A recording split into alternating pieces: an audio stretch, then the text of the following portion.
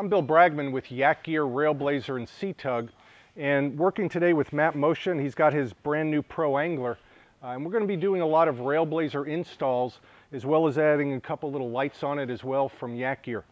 One of the things that we always want to do is we want to make things as versatile as possible. So when we mount starports or side ports, it's not just a one-time positioning for an accessory, it's going to allow you to move your accessories all over the kayak.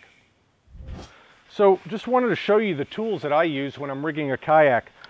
Good drill, multiple of drill bits. Husky makes a great little kit with a bunch of socket sets and such. Tape measure, marks a lot, Phillips head screwdriver, and then usually a couple paddle bits. With paddle bits you'll find if you have a 1 inch, 1 1/4, and a 1 1/2, that pretty much will allow you to do pretty much everything that you want to do other than your normal drill bits. We wanted to do a lot of different accessory areas. So what we've done is we've mounted 4 starports, one on the front and one on the back of each side of the accessory boards here is on the Pro Angler. What we're going to do is, if you'll notice, we've already pre-drilled our hole, 1 1/4 inch, and then you'll have to wallow it out just a little bit. But then what you'll do is we're going to mount this as a flush mount, and it goes down into the hole, and you want to make sure that your gasket lines up. I'm using a 5/32 drill bit.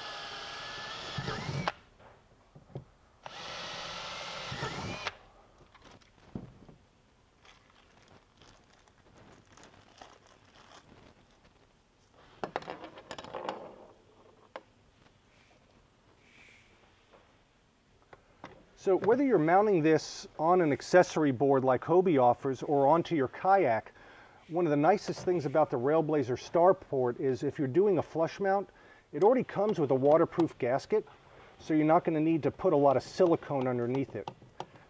So I drilled my pilot hole. You'll notice I'm not using a drill because I want to get as much of a bite as possible. The kit is stainless steel hardware. And up underneath, I'm going to put my washer and my nut, and then totally tighten it down in place.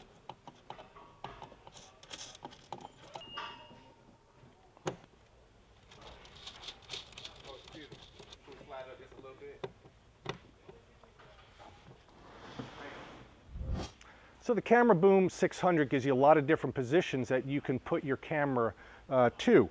The bottom of the base allows you to swivel 360 degrees, and then with the handle it allows you to adjust 180 degrees. As you slowly go up the shaft, right after the locking collar, there's another 360 position. The actual top mounting base is 360, as well as the fact that it gives you pivot angles that are absolutely amazing.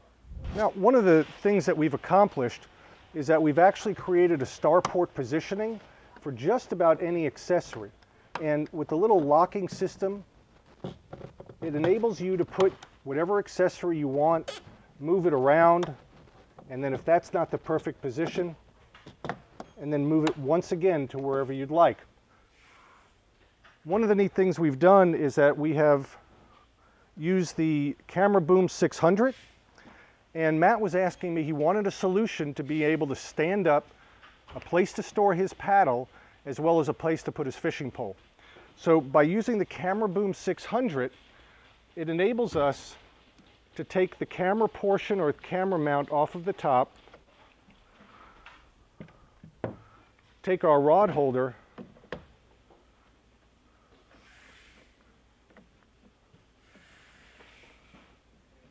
set it in place. So while Matt's standing now, we used a RailMount 1925 with a G-hold. He can actually put his paddle or push pole right here, stay standing, not worry about bending down, losing sight of his prey or his fish, and being able to use the Railblaza rod holder, which will actually lock his rod in place. Another great thing about the Railblaza rod holder is the fact that it will hold spinning, bait casting, fly, or offshore rods. So this is the RailMount 3241, and Railblaza makes 2 different size rail mounts. They make a 1925, which equates to a 3/4 inch to 1 inch outside diameter of a tube. And then the 3241, which I'm using now, is 1.25 inches to a little over 1.5 inches. So with the RailMount 3241, we're going to install it on the Hobie Pro Angler on the side rail. Just so happens it's 1 1/8 inches. And as I mentioned, the 3241 is for 1.25 inches to 1 5/8 inches. So the kit comes with a little bit of grip tape, but we actually are going to build it up a little bit by using a little duct tape, because as everybody knows, duct tape fixes everything. So we're going to go ahead and we built it up a little bit with the duct tape. We put the grip tape right over it. There's 2 spacer adapters that we're actually going to use inside that fit into the grooves. They're going to go on either side of the rail. The Starport comes with it.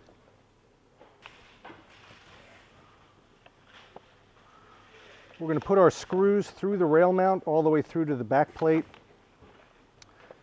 It comes with 2 lock nuts that just will fit right in.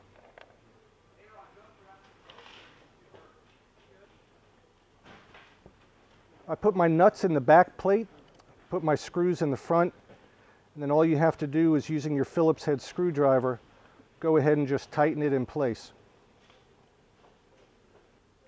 So you'll notice that I've mounted sideways just to get it to start. And what you'll do is, depending on your application, you can do it straight up vertical, you can do it sideways, you can actually do it to the inside. We're actually going to end up putting a rod holder here. So I'm going to leave it so that it's vertical. I'm going to tighten it fully down.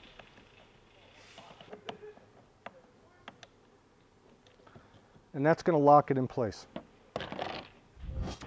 So a lot of people want to take a VHF radio with them, a GPS, or even your cell phone. What we've done is we've put the RailMount 1925 and put it right on the chair leg. Then we've added the Railblaza Mobi holder so that you can actually strap your phone, your GPS, your VHF right there, right next to you. Another base that Railblaza offers is what's called the Sideport. Your Starport is typically used on a horizontal surface, whereas the Sideport can be used on a vertical surface. It can be used horizontally, but most applications are vertically. And what we're going to do is we're going to install it on this milk crate, so not only for use when you're out, but it's a really neat way at the end of the day to take your accessories off your kayak, put everything either on or in your milk crate, so everything's all in one place. I'm actually going to end up with the Sideport on the inside of the milk crate, but to mount it, I always hold it on the outside, find my holes,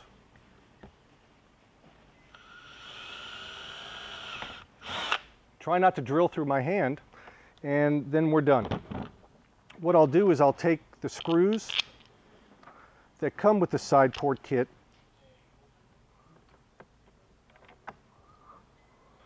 I've put my Sideport on the inside of my milk crate, I've put my screws in there, and now all I'm going to do is put my lock nuts on.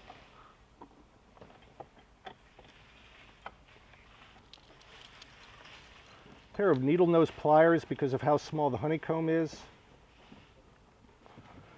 and just bring it to a full tightened position. So our Sideport is in place. All you need to do is unlock it, put in your favorite Railblaza accessory, and lock it in place.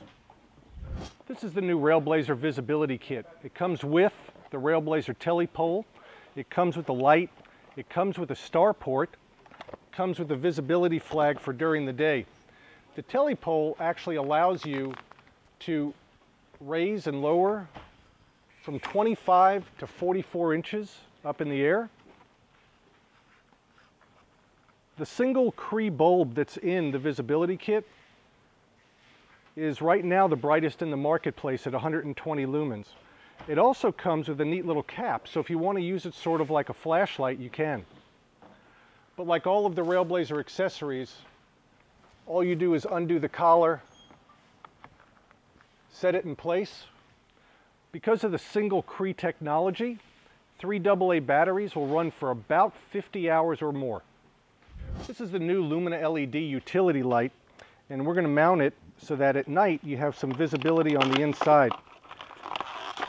The kit comes with 2 different mounting discs, 3M tape. This is the rechargeable version. It also comes as a battery version. So we're just going to take a couple seconds, use the alcohol swab that it comes with, wipe off the area, take the 3M tape disc. So the LuminaLED actually offers 9 different light modes. It has its bright white, bright amber if you're close to shore and you have another light so that the bugs are not attracted to you. It goes to a 30% dim, 30% amber. Then it has flashlight mode, so if you're loading or unloading. And it has what we call emergency mode or visibility mode. So if you get stuck on the highway, you can put this on the outside of your car. We've also had a lot of kayakers that will install the extra mounting disc up on the front bow of their kayak, so when they're actively paddling at night, they'll actually put this in emergency mode so that they become more visible. So we've already put our disc in, and what you do is, once you figure out what mode you'd like, you put it on your mounting disc. It will magnetize and sit there, and you can turn it on so it washes your whole desk with light.